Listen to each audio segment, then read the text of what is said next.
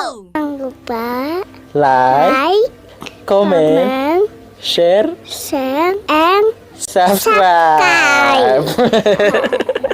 tombol merah daripada kanan. Kawan yang dikasihi Allah sekalian, kali ini kita hendak mengenali kisah Nabi Hud alaihi salam pula. Baginda diutuskan oleh Allah Subhanahu wa taala kepada kaum Ad. Ad adalah daripada keturunan kaum Nabi Nuh alaihi salam yang terselamat dari banjir besar.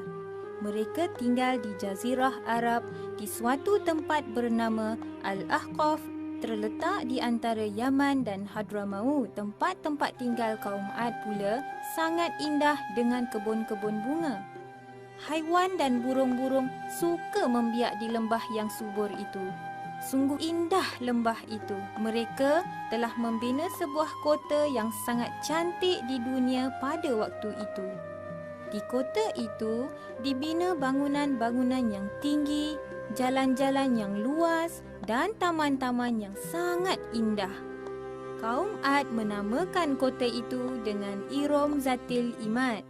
Ia dikukuhkan dengan firman Allah Subhanahu wa taala di dalam Al-Quran surah Al-Fajr ayat 6 hingga 8. Apakah kamu tidak perhatikan bagaimana Tuhanmu berbuat kepada kaum Ad, iaitu penduduk Iram yang mempunyai bangunan-bangunan yang tinggi yang belum pernah dibangunkan seperti itu di negeri-negeri lain. Adakah kaum Ad bersyukur di atas segala kurniaan Allah yang Maha Esa?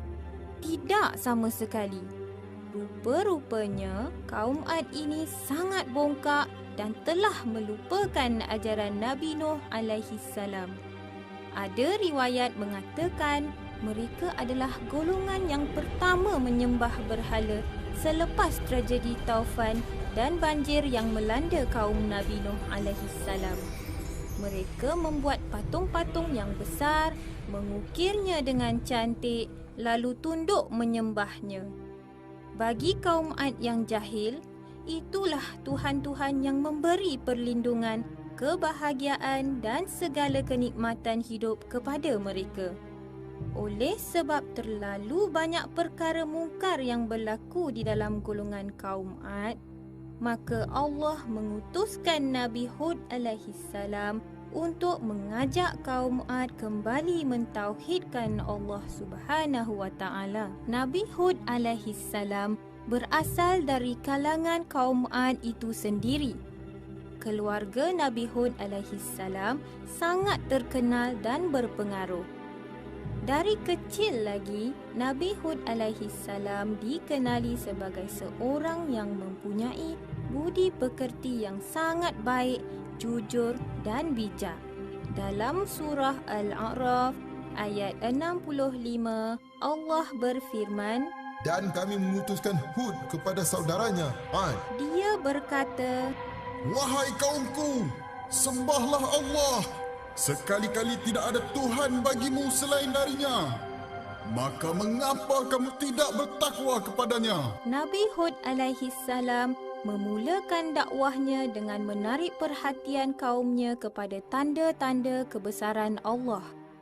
Nabi Hud alaihi salam menyeru kaumnya melihat alam di sekeliling mereka seperti tanah yang subur, air yang sentiasa mengalir dan juga tubuh-tubuh mereka yang tegap dan kuat.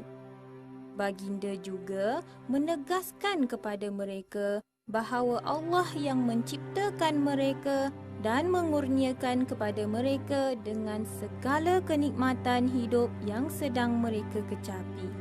Kawan-kawan sekalian, adakah kaum Ad mendengar segala kebenaran yang dibawa oleh Nabi Hud alaihi salam itu?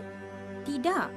Malah mereka membantah segala nasihat dan ajakan Nabi Hud alaihi salam. Mereka menuduh Nabi Hud alaihi salam gila dan bodoh kerana menyuruh mereka menyembah Allah dan meninggalkan sembahan-sembahan nenek moyang mereka.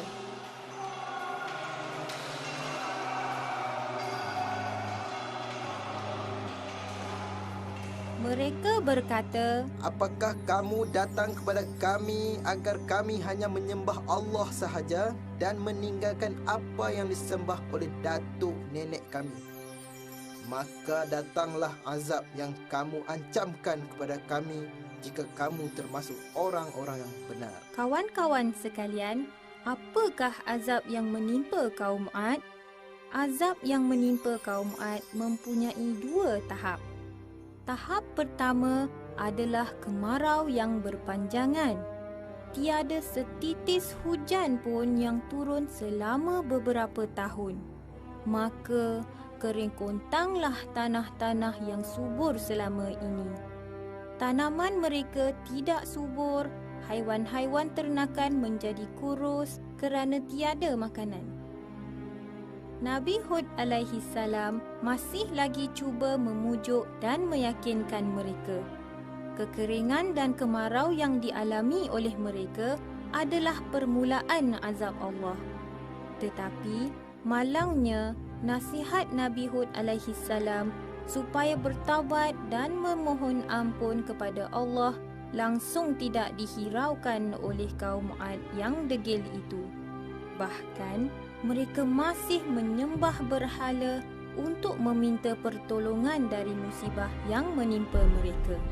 Suatu hari, kaum Ad terlihat gumpalan awan yang hitam pekat sedang bergerak ke arah mereka.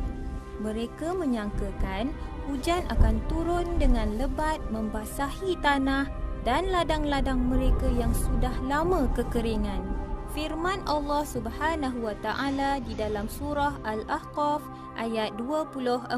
Maka tak kala mereka melihat azab itu berupa awan yang menuju ke lembah-lembah mereka. Berkatalah mereka, Inilah awan yang akan menurunkan hujan kepada kami. Bahkan inilah azab yang kamu minta supaya datang dengan segera, iaitu angin yang mengandungi azab yang pedih. sedang mereka asyik bergembira, tiba-tiba menderu ke arah mereka angin taufan yang dahsyat dengan bunyi gemuruh yang kuat, menerbangkan pokok dari akarnya, merosakkan bangunan-bangunan dari dasarnya dan melemparkan jauh semua binatang-binatang ternakan. Keadaan kaum Ad menjadi kelam kabut tanpa tempat berlindung. Mereka yang sombong dan ingkar selama ini dilambung tinggi lalu dihempas ke bumi dengan kepala ke bawah. Subhanallah, kepala mereka hancur sama sekali. Hanya badan sahaja yang tinggal bergelimpangan seperti sampah yang busuk. Keterangan ini terdapat dalam surah Al-Qamar ayat 16 hingga 20. Sesungguhnya kami telah mengirimkan gelombang angin kepada mereka teramat laju, yakni kencang pada hari nahas secara terus-menerus. Angin itu menumbangkan setiap orang.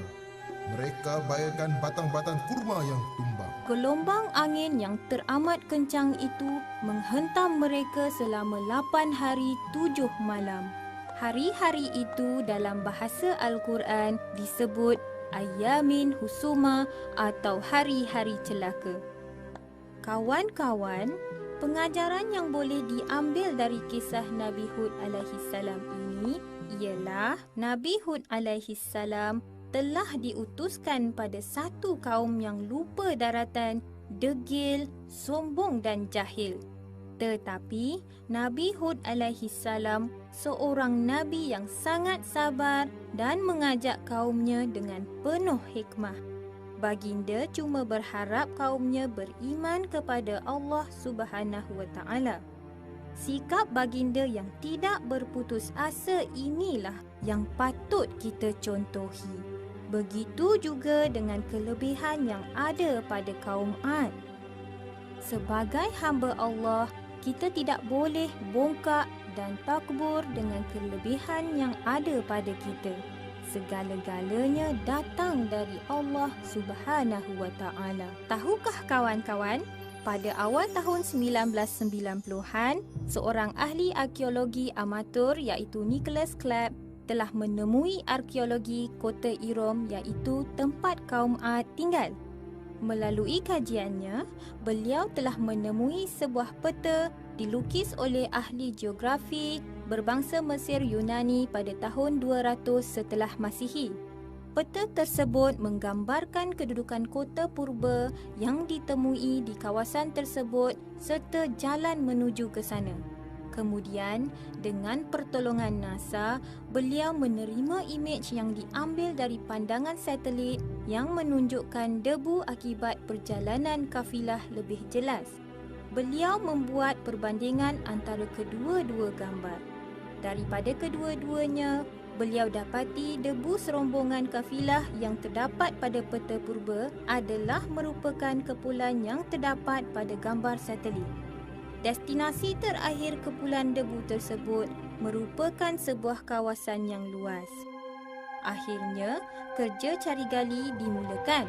Kesan sisa tersebut merupakan tiang-tiang dan menara kaum Ad seperti yang disebut dalam Al-Quran, Surah Al-Fajr, ayat 6 hingga 8. Maka, ini merupakan bukti yang paling kukuh bahawa kota purba yang ditemui adalah kota kaum Ad.